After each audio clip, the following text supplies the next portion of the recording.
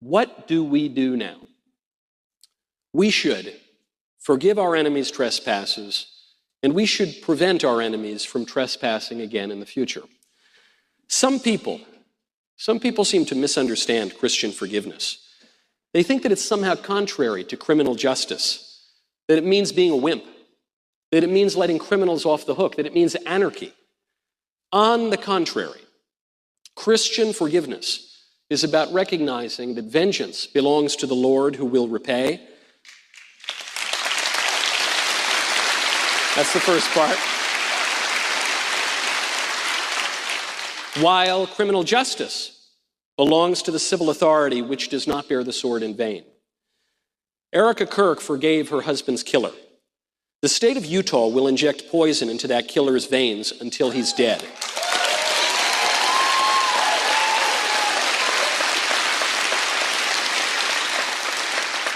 There is no contradiction between those two things.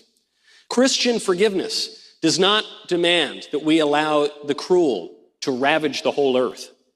It demands that we love our enemies, and sometimes love is tough. In our personal lives, love means praying for those who persecute us. In politics, love usually means punishing the guilty, both for the protection of the innocent as well as for the good of the criminals. No one benefits from crime, decay, and disorder. Not the rest of us, and not the criminals themselves.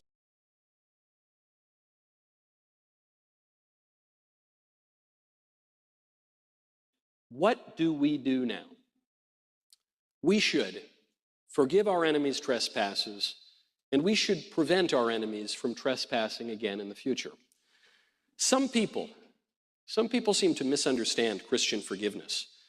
They think that it's somehow contrary to criminal justice, that it means being a wimp, that it means letting criminals off the hook, that it means anarchy. On the contrary, Christian forgiveness is about recognizing that vengeance belongs to the Lord who will repay. That's the first part. While criminal justice belongs to the civil authority which does not bear the sword in vain. Erika Kirk forgave her husband's killer. The state of Utah will inject poison into that killer's veins until he's dead.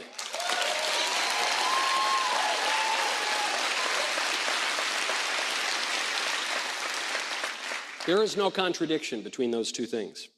Christian forgiveness does not demand that we allow the cruel to ravage the whole earth. It demands that we love our enemies, and sometimes love is tough.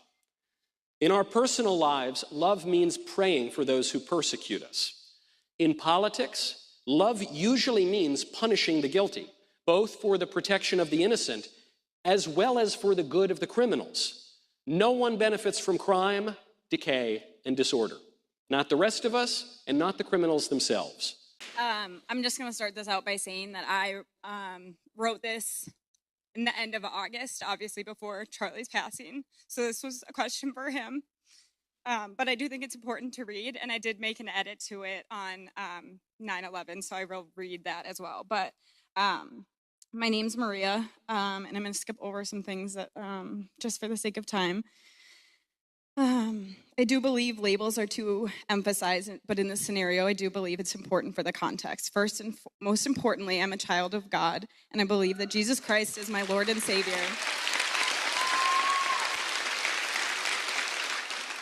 I hope that for every person here as well. I was born in a very poor country. I was adopted when I was young, and I'm a poster child for anybody who says that they should have been aborted. For the left. I'm very pro-life. I was previously, and shockingly, very pro-choice. And I was almost forced into abortion later in life, and I've also had really horrible experiences with Planned Parenthood. To go off of that, my question and you kind of touched on it today, was about the death penalty and being pro-life.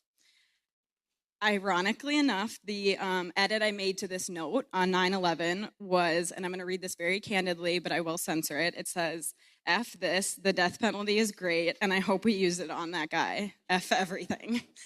I think many people agree.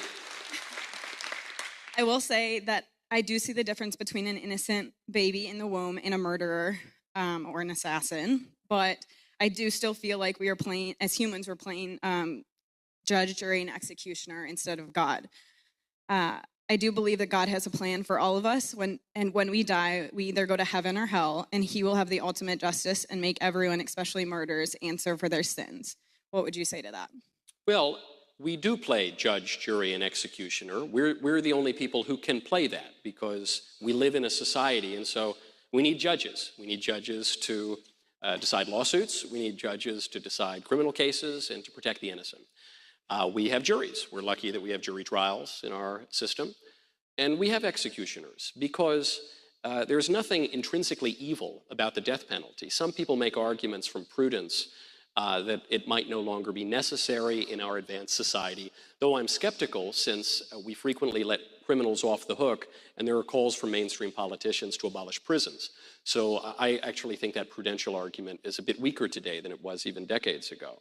But St. Paul tells us that the civil authority does not bear the sword in vain. We know that throughout history, at least for the mackerel-snapping papists out here, there have been popes not only who there's some out here in Minnesota. We know for the Catholics in the crowd that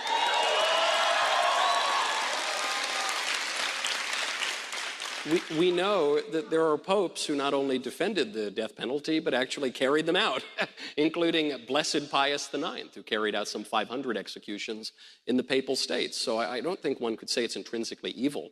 I don't think we would call St. Paul a murderer. And it gets to the question of what punishment is for. You know, punishment has three purposes. The first one is retribution. It's because you do something wrong. We don't put people in prison or on death row simply because they have some bad habits. You know, we could all use a little rehabilitation, I'm sure. That's not the reason you go to jail. It's because you did something. So there's retribution for what you did.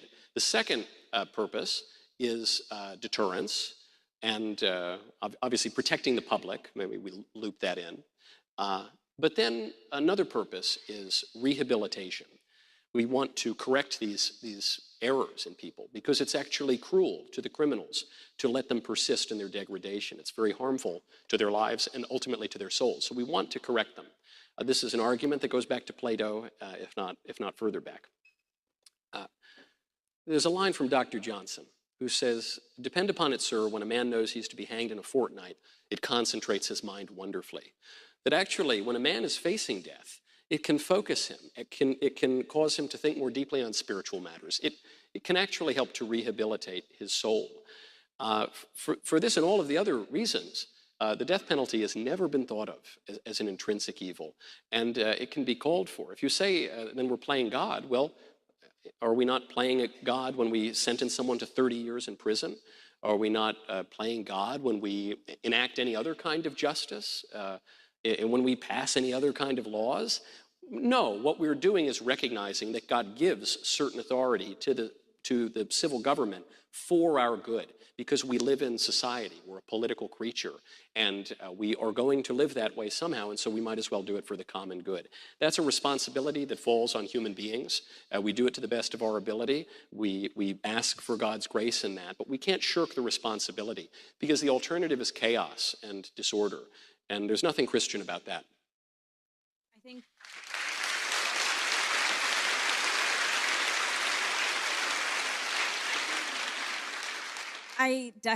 my mind has been changed a lot on the death penalty even this last week.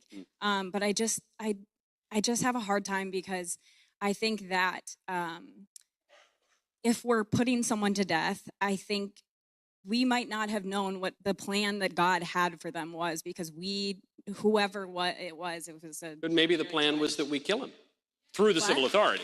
What? Sorry, say that again? Maybe the plan was that we, through our civil authority, bring him to trial and convict him of a capital offense and execute capital punishment. Why is that precluded from God's plan? Why is that the one thing that we're not allowed to do? You know, I understand the fear and the awe in the face of God of interfering with God's plans. It's very difficult to interfere with God's plans. The only thing you can do is to oppose God, and God is still going to win in the end. You can oppose God when you sin, when you commit an act of evil. There is nothing that I see about the death penalty that is intrinsically evil. And so I think your conscience is clear on that matter. And on anything else, you might say, well, I had a burrito for lunch. What if God wanted me to have a hamburger? You know, he might have. I don't know. We have to ask for God's grace. We have to use our reason to discern his will as best we can. And we have to use our abilities to cooperate with God's will. And we do that prayerfully, and we hope for the best. I don't think there's something magical about capital punishment that excludes that from all the rest of human action. Yeah. The last thing I'll say is, I think, again, this is a controversial topic, but I do believe that abortion isn't correct in any case. And a lot of times that includes rape, incest, all of those things. But I will say that a lot of times, even I have used this before, we say that we don't justify evil with evil. And I'm feeling so difficult about this, but I feel like we're choosing evil, or... So if you think the death penalty is evil, then I could see how you would arrive at that conclusion. But I wonder, you're a Christian, I take it. I am. So then how could you conclude that the death penalty is evil when St. Paul writes in the letter to the Romans that the civil authority is given to us for our own good and does not bear the sword in vain? How could you conclude from that the death penalty is evil when he says that it's appointed by God? I hadn't thought about it like that. There you go. All right. I helped in one way. Charlie would have taken care of that 5 minutes ago. It takes me a little longer. My thoughts on the death penalty, capital punishment, coming from a country standpoint,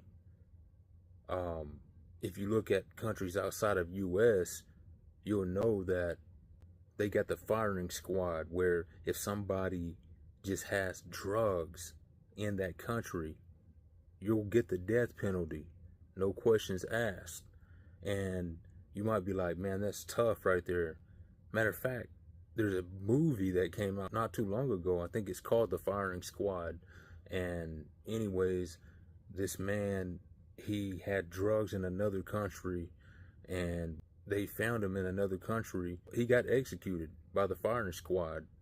And it wasn't, I felt like, the thing is, he gave his life to God while he was in that country. And it was sad. I feel like he should be redeemed, get a second chance. But in a sense, he still did because he got saved. If he gave his life fully to God, then he's good. Because he knew that this is the consequences when you do something like this. I'm sure he knew. Every action has a consequence. And this was his consequences. So I think about that when I'm thinking about our country. From a Christian and personal point of view, I can't see somebody getting killed over something they did, even if it is pure murder. But, because I believe in the redemptive business where somebody can be saved and be forgiven. Think about this. If you're in the place of being a governor, you have to put in these guidelines of how this country is going to run. And if you don't have the death penalty put in place, so many people will take advantage. However, when you do have it in place, it's going to make people think twice and not do it. So I would dare to say that there's be even more people killing people if the death penalty wasn't an option. So that's the flip side of it. Now, if we go to the Bible on some of this stuff, the Bible does support the death penalty, specifically in the Old Testament. Like you got things like Genesis 9:6, where whoever sheds the blood of man, by man shall his blood be shed. In Romans chapter 13, this is the New Testament, where Paul, he speaks of rulers bearing the sword to punish wrongdoers, which some interpret this as affirmation of the state's God-given authority to use capital punishment. So there is different things in the Bible that support this, but at the same time, there's things that's in the Bible that seem to maybe go against support of this when you talk about mercy and forgiveness, and how Jesus said, turn the other cheek, and, you know, how we must focus on grace. And so there's a sharp contrast right here. So when somebody does support the death penalty, I'll respect their wishes on it, and I understand where they're coming from. But me particularly, I don't feel like I could support it, because I believe, you know, as a Christian, we're in the redemptive business. I would hope that they'd at least have some space before they got the death penalty, that a minister could go and tell them about Jesus and give them a chance to give their life to God and be saved. And then I feel like that they don't have nothing to worry about when they do face the death penalty. I would hope there'd be some type of opportunity like that. I do realize at the same time that whatever plan that man has for people that commit murders, that God can intervene on their behalf and make it where they won't get killed if it's God's will.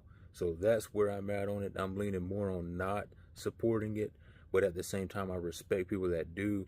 And I would say that maybe there is times when it should happen.